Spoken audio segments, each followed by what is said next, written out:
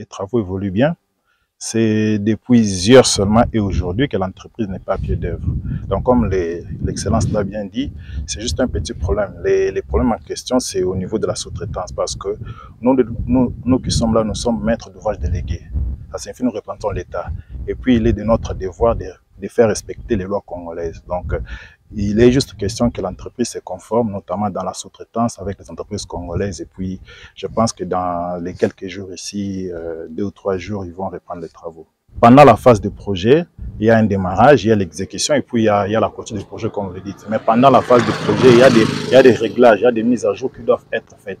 Mais nous tenons à rassurer la population parce que, comme vous le dites, la route est vraiment dégradée. Mais déjà, dans les 2 mois où les travaux ont commencé, déjà, comme vous pouvez le constater, il y a vraiment un grand avancement qui est fait et nous rassurons la population que, en tout cas, cette route sera réalisée dans les bonnes conditions. Donc, je peux vous rassurer, c'est un projet de 11 mois. Croyez-moi, d'ici décembre, la route sera achevée. Donc, il n'y a pas de crainte par rapport à ça. Donc, les mises à jour seront faites et puis nous aurons plusieurs ateliers qui feront qu'il y aura plusieurs chantiers à la fois et puis ça va aller très vite. Nous sommes venus délégués par ou envoyés par son Excellence, Monsieur le Gouverneur, avec ma collègue et son directeur de cabinet et l'Agence congolaise des grands travaux. Depuis le lancement des travaux le 3 janvier 2023, il fallait qu'on vienne voir l'état d'avancement des travaux. C'est vrai qu'il y a eu un décalage entre le lancement des travaux, la cérémonie officielle et le commencement effectif des travaux qui est intervenu, je crois, 2 mois après. Les travaux avaient bel et bien commencé par l'élargissement de la route. Il n'était pas question de procéder au décaissement de la chaussée, jusqu'à ce que les matériaux de construction et tous les autres équipements arrivent. Ils ont commencé par l'élargissement de la route, selon la fiche technique négociée avec la CGT. Bon, mais on constate que les travaux sont aux arrêts. Selon quelques propos recueillis par le représentant de la CGT en province, il s'agit d'un problème administratif qui est en cours de discussion au niveau de Kinshasa et nous espérons que très vite, ils vont lever le blocage pour que les travaux reprennent. Parce que les populations ont vu les annonces télévisées fracassantes sur la RN1 entre Mbujimayi et Mweneditu.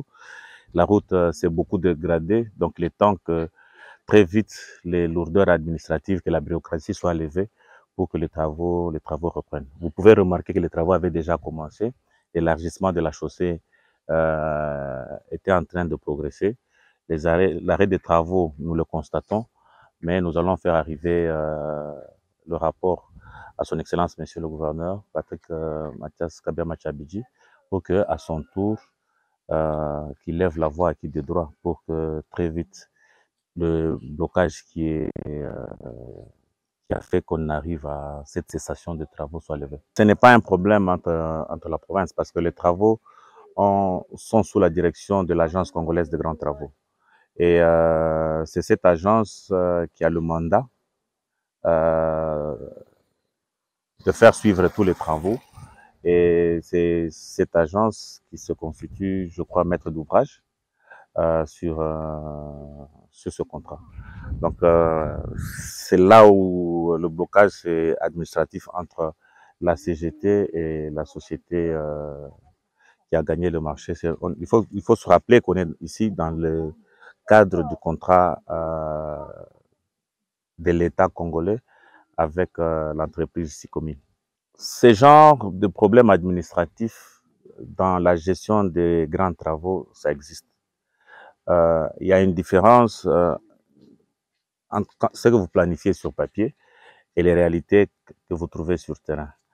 Au fur et à mesure qu'un contrat évolue, il évolue toujours en recadrant certaines choses et au fur et à mesure, on les recadre. Il peut y arriver une cessation de travaux temporaire. Ce que nous souhaitons, que ce soit réellement temporaire et à très très courte durée pour que les travaux reprennent très vite. La pression, c'est que nous avons trop médiatisé le lancement des travaux à leur lancement le 3 janvier. Donc ça devient une pression, la population attend de nous des résultats. Si le gouverneur nous a mandatés, c'était pour que nous allions constater qu'est-ce qui a déjà été fait, est-ce que la volonté de travailler était là, et que, bon, maintenant qu'il y a une cessation de travaux, nous allons rapporter. Donc l'idée que ces blocages soient temporaires et très vite soient levés pour que les travaux reprennent. Nous devons nous rappeler qu'on est sur la nationale numéro 1, c'est la principale porte d'entrée de Mbuji-Mayi. Donc sans cette route pour l'instant, c'est vital. Mbuji-Mayi ne dépend pour l'instant que de cette route pour sa survie. Donc tous les ravitaillements, tout le commerce, tout l'approvisionnement en denrées de première nécessité, c'est ça l'entrée principale de Mbuji-Mayi. Donc si les travaux s'arrêtent et que la route continue à se dégrader, la pression va augmenter et le mécontentement risque de s'élever. Donc nous voulons que le blocage administratif qui est là soit très vite levé.